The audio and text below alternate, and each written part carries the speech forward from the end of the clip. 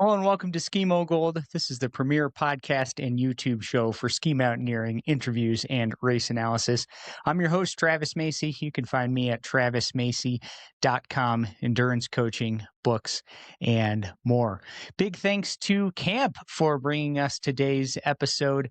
I was out skiing the other day at Monarch Mountain Resort up west of town here in Salida, and spent some great time with my friend and today's guest, the one and only Sage Canaday. And I noticed in that moment that Sage and I are both wearing Camp Skimo helmets.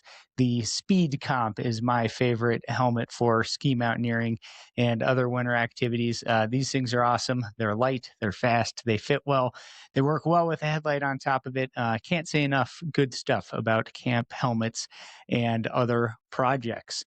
Big thanks to Sage for joining us today. This is Sage Wisdom for Skimo-Curious runners and cyclists. You've probably heard about Skimo. You're probably wondering, how are all these fantastic trail runners and cyclists getting so fit in the wintertime while also having fun and adventure, and in many cases, competing as well? Well, that's what Sage and I are talking about today.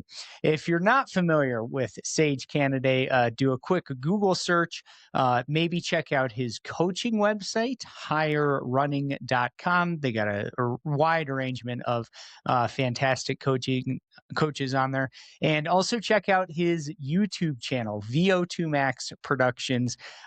Sage is a legit YouTube professional, in addition to being a long time and highly experienced and still now pushing 40 years old, still extremely competitive professional runner on both the roads and trails. Sage's running resume, if I were to read the whole thing, it would take forever, but top finishes from 5K to 10K to road marathon, including running in the Olympics trials, and then on to the ultra scene where he burst with reckless abandon a little bit over 10 years ago, winning just about anything and everything, any distance, any surface. Sage is the man. He is still training hard. He's racing hard. He ran, I think it was 13 hours last fall at the Javelina 100. Do the math, folks. That is flying. That is running just so fast. He's got the Black Canyons 100K coming up, and so on and so forth.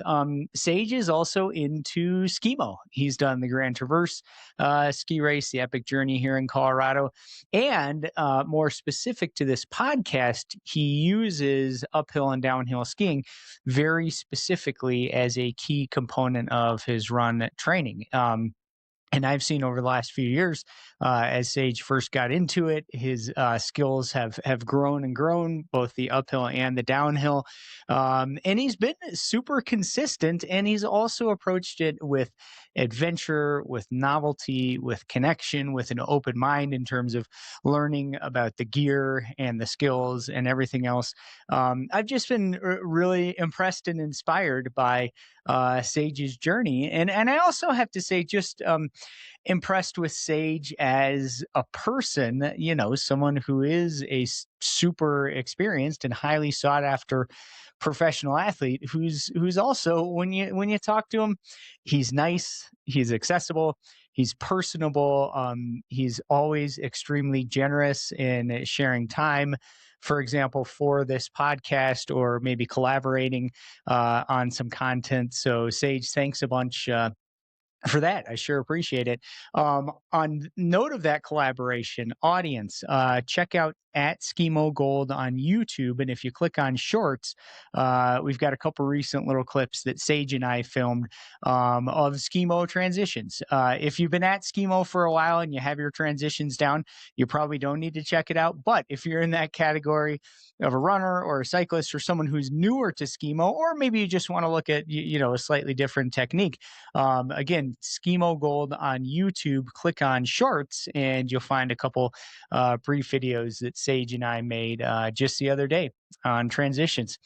All right, folks, welcome to Skimo Gold. Great to have you here. Awesome to have Sage along. If you're a seasoned Skimo athlete and you don't know Sage, you're gonna love this. And if you know Sage's stuff from his longtime contributions to the running world, I think that you're gonna love this and find something new here as well. All righty, time to roll on Skimo Gold. Sage Canaday, welcome to Skimo Gold. It is fantastic to be here with you in the professional setting. We know each other a little bit personally. We've had fun skiing around together, inbounds and out of bounds. I see your shiny green Hagan skis in the background. Gotta like that. Got the lightweight stuff rolling. So thanks so much for joining us today, Sage. We really appreciate it. I'm honored to be on. Thank you. Yeah. So, for those who don't know you, Sage, give us a brief introduction in terms of your background. That could be running, it could be the ski stuff, it could be your YouTubing, even personally. What do you want the audience to know about you? Yeah, so I'm a Colorado-based endurance athlete. My main sport is definitely running. Probably always will be for the rest of my life. I started running when I was 12 years old. Been pretty serious year-round training, a lot of aerobic training.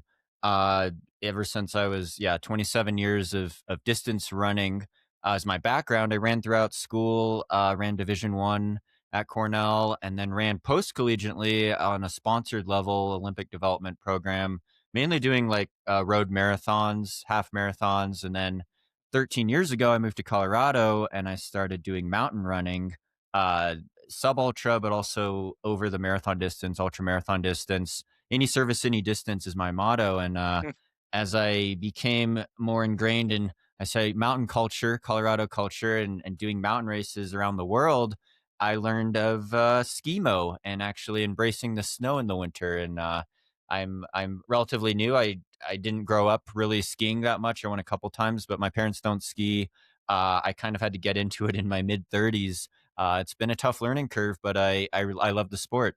Excellent. Well, thanks for sharing that, Sage. And I've been a fan of yours for a long time, especially in the ultra field. I know you've been in the Olympic trials a couple times and in the marathon, and even just this year. I mean, I think what 13:30 something for the Javelina 100, like maybe in one of the most competitive 100 milers of all time. Like you're still at the top of it. And what do you think? Have you been happy with your running this year, and especially that Javelina race? Was that a good experience for you? The Javelina was interesting because you're going to hot Phoenix desert, coming from Colorado in the fall. It's not quite as hot here, and it's a more runnable 100. And trail running, we track races like in skimo with like how much vertical gain is there. So you say, okay, is there a lot of vertical gain? Javelina had 7,000 feet of climbing over 100 miles, which actually isn't a lot for running events. But then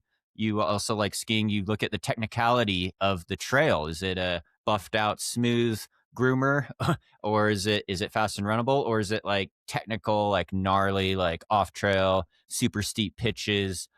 So you look at the gradient of the hills you have to go up and down too. So a lot of parallels there, I'd say, with skiing. But I was happy. I've predominantly had more success in shorter ultra marathons under 100-mile distance. So to get a 100-mile PR technically was really nice. And I still had some stomach issues, but goes with the territory sometimes. Yeah.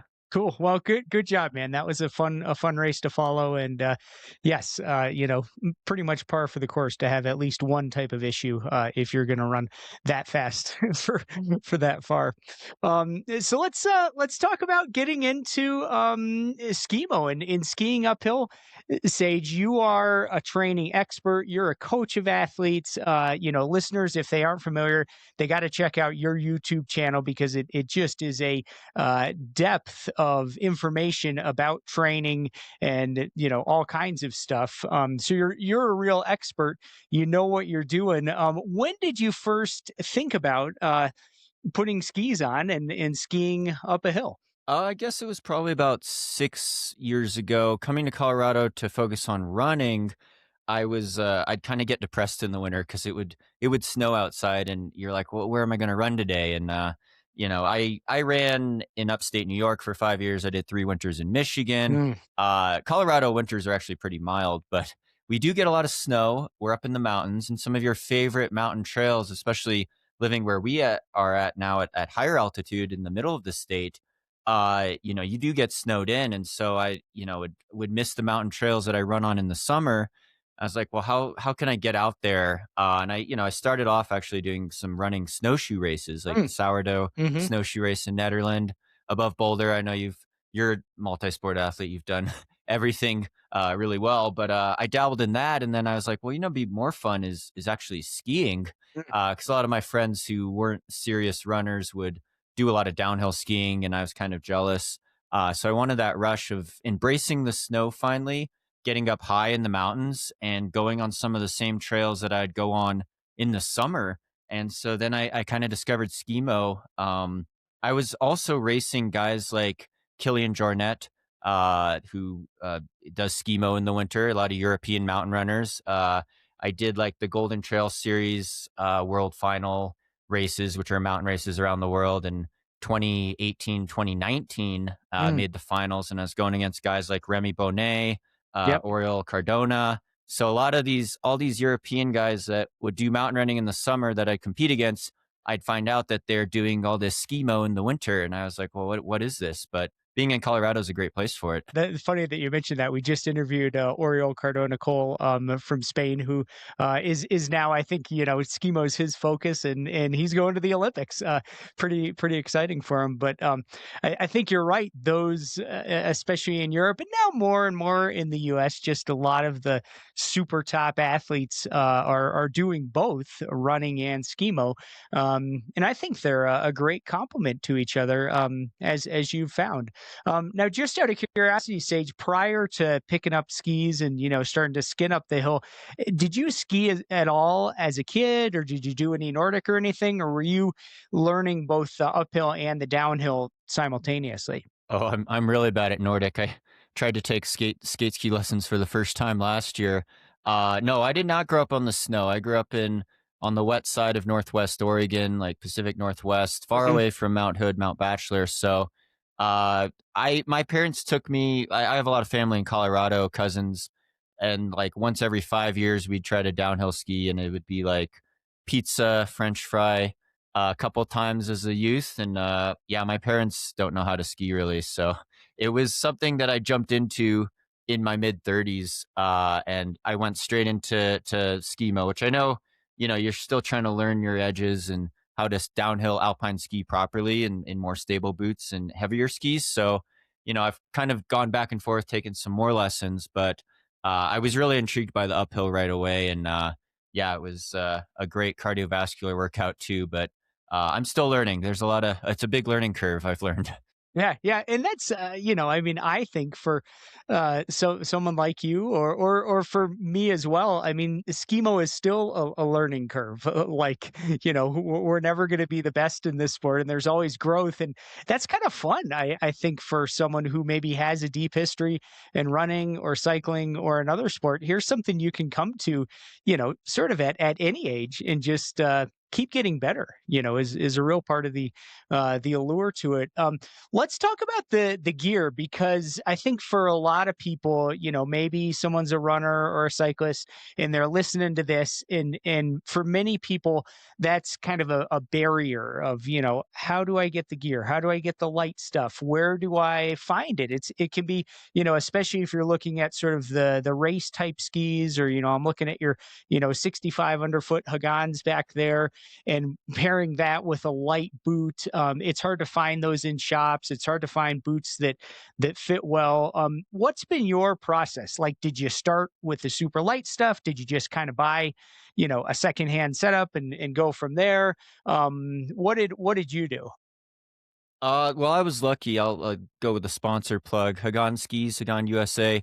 I was able to connect with some people in the industry and get a nice setup right off the bat. But I know I've helped out like my girlfriend's sister buying secondhand boots and stuff like that. You really got to shop around. I'm not a gear expert by any means. I'd say For learning how to downhill ski, there was a lot said of like renting a downhill setup or at least getting a more stable, heavier boot so you could feel your edges better, feel your weight transfer better, and maybe not get, the featherlight setup quite until you know how to get down competently. And so I slowly graduated down from I had the Hagan, they were originally, I think, the 77s. Now they're the 79s. Hmm. But yeah, those back there I just got this past winter, uh, mainly trying to go fast uphill, which I love. And the 65, that's the lightest, the narrowest you could go, and the shortest you could go.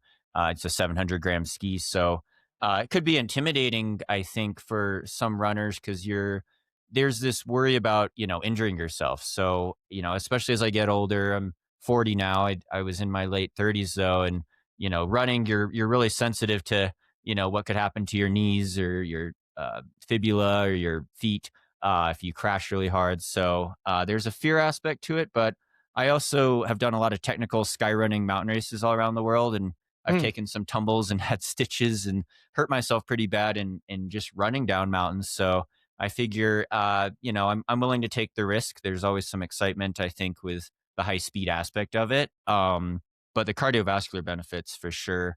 It's just a great feeling to be gliding uphill, skinning uphill in the mountain trails that you run on.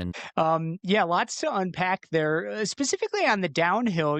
As your downhill skills have come along and you find yourself moving at a higher speed, and this could be true of cycling as well. I know that, over the last few years, you've also integrated biking a lot into your training as well. I think I saw one of your recent videos, and you're flying down one of the dirt roads up there, up above Salida, these great county roads in the mountains, and on bike or skis, even if you're not racing in those sports, just doing the activity, you'll go a lot faster than you will running.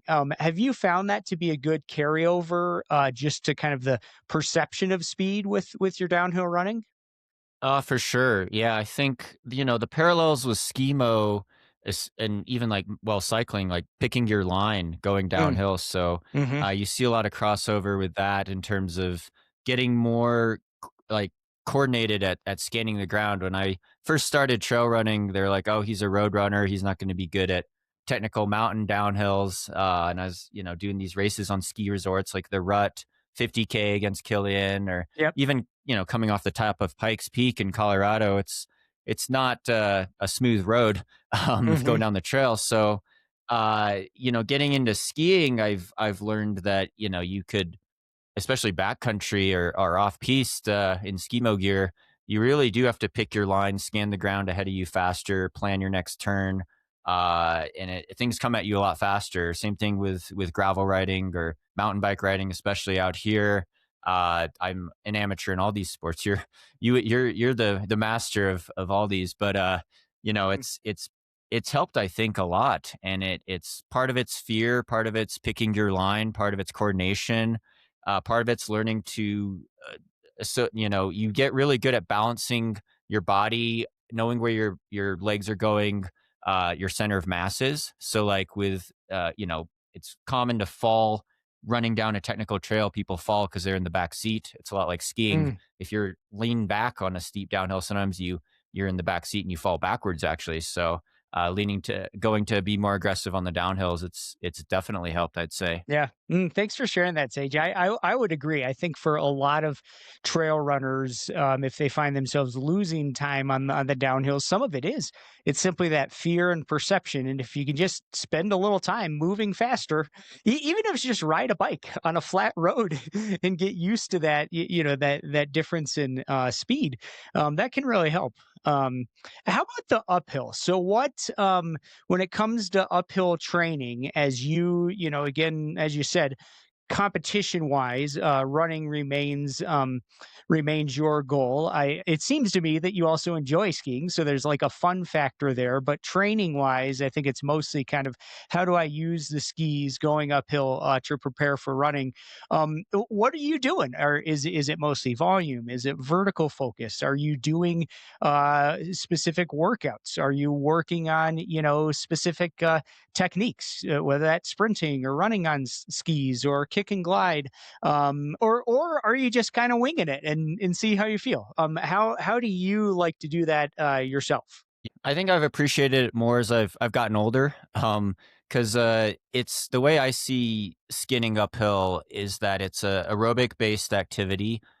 You could make it anaerobic if you do some really hard intervals really fast. But if you're doing a longer effort or a backcountry tour or the Grand Traverse, it runs more like an ultra. Yes. So you might be out there for hours on end, pulling relatively high heart rates, a lot like cycling too. But you don't have that impact force that you get with running, especially like road marathons. You're just pounding the pavement for 2 or 3 hours or more, doing road running or even trail running. It's you're fighting gravity more. Whereas when you're skinning, you get that relief on your joints, but you could still work those leg muscles super hard. And not only that, because you're using your poles, you're also extending through your core, using your arms a lot. And I think the exciting thing I saw was a lot of parallels between Skimo touring uphill and races like UTMB Mm, 100 or Hard Rock hmm. 100 or these big mountain hundreds where you get reduced to a power hike. Mm, Even the top elites, at some point in the race, you're going up a 20 or 30% grade mountain, and you're using your poles probably and you're power yep. hiking, and that motion. I was very uncoordinated with. I'm still pretty uncoordinated, but when I started getting into Skimo, some things clicked with like using your poles, using your arms, your triceps, your lats, Nice. and doing that skinning motion, much like a power hike motion. And the other parallels is you're carrying a pack. Usually, you have to have a pack of gear. At UTMB, your running vest usually probably weighs 4 or 5 pounds. It's pretty light, but it's still a significant amount of weight on your back. And you're trying to figure out where you're going to put your hydration, where you're going to put your nutrition, gels or bars, what you're going to eat while you run up and down. And you have trekking poles. And it's a lot like what I've done in longer Skimo tours. You have a pack on your back. It's probably even heavier if it has Avi gear in Yep. it. And you've got your nutrition and hydration, and you're using your poles. So it's a great way to get in a lot of zone 2, zone 3 base training, but you could also make it high intensity aerobic based training. And then it's great strength work. So I Mm. definitely track the time, the duration, the vertical gain, the work output's just amazing what you could do at high altitude in the winter. Yeah, yeah. Oh man, thanks for sharing that. Altitude was my next question because our listeners will find themselves at a variety of altitudes. If you're in Europe, you start thinking 2,500 meters, and that's a pretty high altitude. That's the top of the peaks. If you're here in Colorado or where you and I do a lot of the uphill training at Monarch Mountain Resort, a little place here outside of Salida, we're mostly above 11,000 feet and often above 12. And that I've kind of realized, Sage, that's something I have to reckon with. Like I can't really do it every single day. The steeps are harder, the exposure is significant.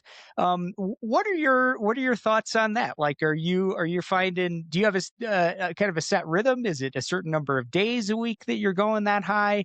Is it sort of let's see how it goes with the weather or how it fits with running workouts? And mostly, do you just do you realize that you might have to sort of limit that exposure a bit? And it's a tough balance. It's kind of uncharted territory for me, honestly. I was out just touring this morning, so I usually tour on days where I'm going to run. I would usually run twice a day, Mm, but instead of running twice a day, I'll tour for 2 hours in the morning and then run later today. So I do it as a easy aerobic day, and it's kind of base training, I'd say, a lot of strength work, but you're right with altitude. I mean, we're up at 3,000 meters, almost hitting 4,000 meters, and it's you don't get the power that you would get if you were at 2,000 meters. mhm, Like here, if you're down where I live, it's 2,000 meters. So, yep, uh, you're up there a lot higher. You realize you can't quite get the speed, and so you look at a video of Remy Bonnet in Switzerland. He's a monster athlete, monster trail runner, great climber, yeah, and he's like literally running, doing like sprints. sprinting, And yep, I'm like, well, he's probably at 6,000 feet. mhm, mhm, So maybe, if you're in the 65 super lightweight ski and you're at a lower altitude, you could really generate more power. And I think, ideally I'd have a time capsule where I could I could go down to sea level and get some power. And it's a similar thing with runners, especially track runners. It's like some workouts you want to go down to sea level Mhm. and hit some high power numbers, get some speed in your legs.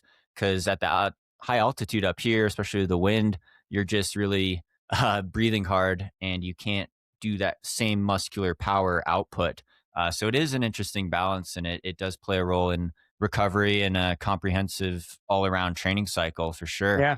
Mm. That's great advice, Sage. Great takeaways, and something I've done in my own training, and also athletes I coach. Like if some of the stuff you're doing is that super duper high, maybe that's more the zone two. Maybe not always having to be in the super steep terrain. Just doing, if you can find some kick and glide on the moderate stuff, and then if you can, doing the high end stuff at a lower elevation. In Colorado, maybe that's someone who lives on the Front Range, but then you go up high for your skiing, or some athletes will even drive down low.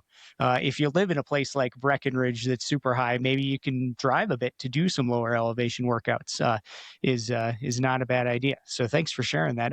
Now, curiosity, those two a days that you're doing, you ski in the morning. You said, let's say 2 hours, mostly zone two. Is your afternoon run? Is it another zone two typically? Is it a recovery run, or would it ever be a hard session that you do? Kind of starting on tired legs.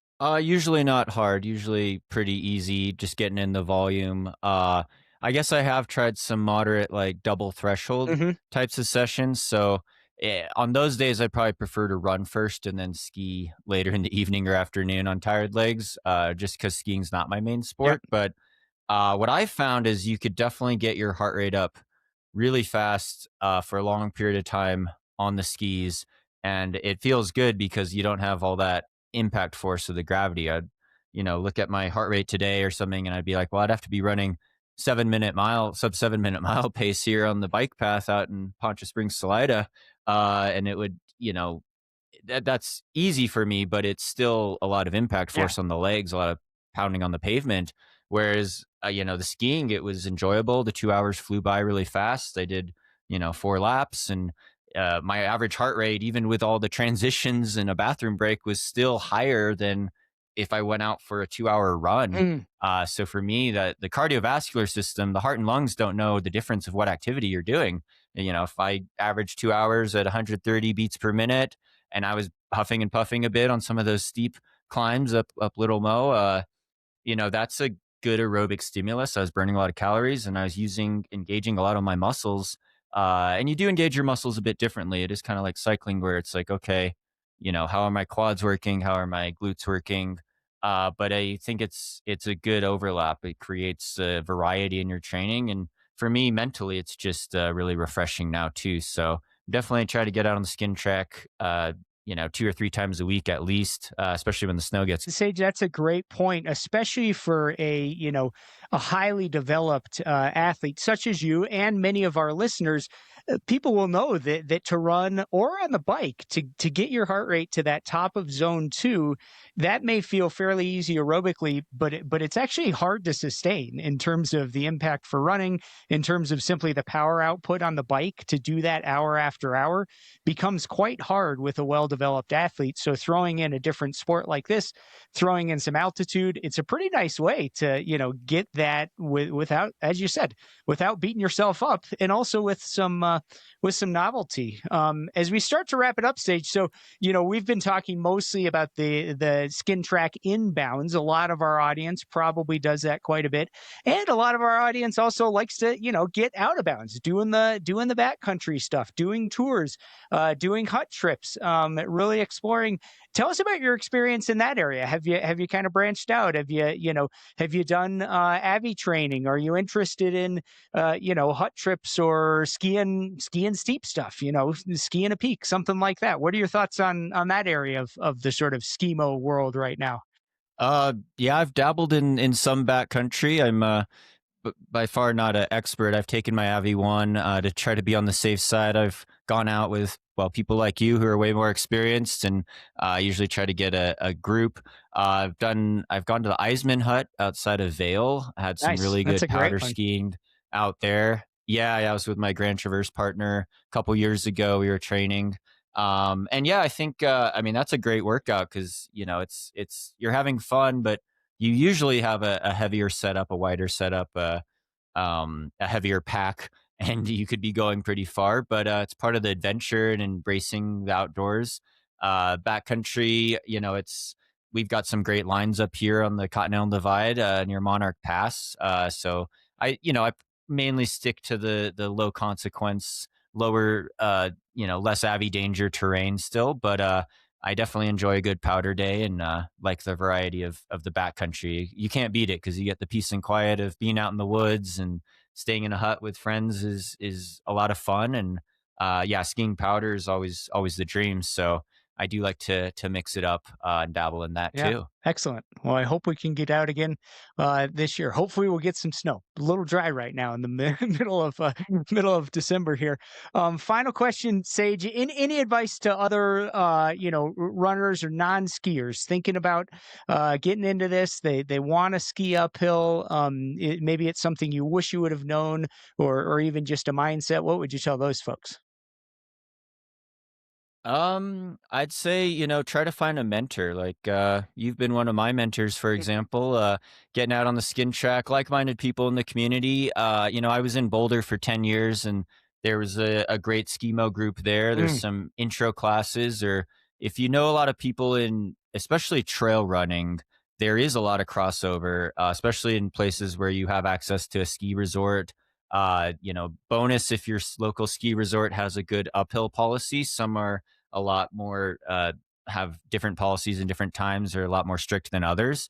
But learning in bounds is definitely the way to go. Taking lessons for the downhill. I've had a lot of mentors there. Like you showed me how to do kick turns a lot better. Still got mm, to always be practicing that transitions. So yeah, you could learn the ropes. There's some good deals you could find sometimes with used gear, but the boot fit is critical. mhm. Otherwise, you're going to be getting blisters or it's too small, too big. You've got all sorts of gear things to get into, but there's people out there that could help and knowledgeable resources like this podcast. So, yeah, Excellent. Thanks. Yeah. Shout out to Boulder Skimo, Davide Giardini, previous guest on the podcast.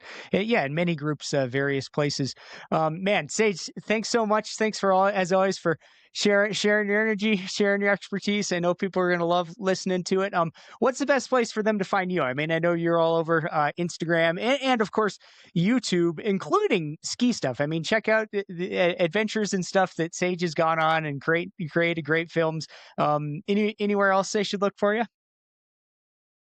yeah. My YouTube channel is called VO2 Max Productions, but if you just type in my name, Sage Canaday, it should pop up also. And then, yeah, my social media handles are basically my full name, Sage Canaday, and yeah, our coaching business, Higher Running. But that's not skimo training. That's running training. So, yeah.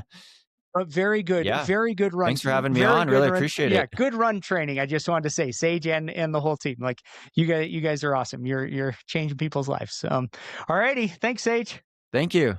Hey, folks, thanks as always for listening to the Skimo Gold podcast.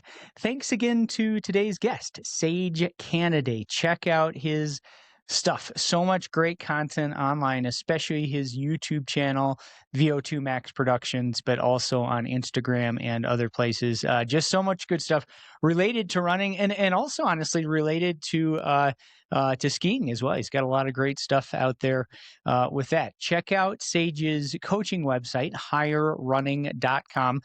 They got a great team: Sage, Sandy, Ray, Rachel.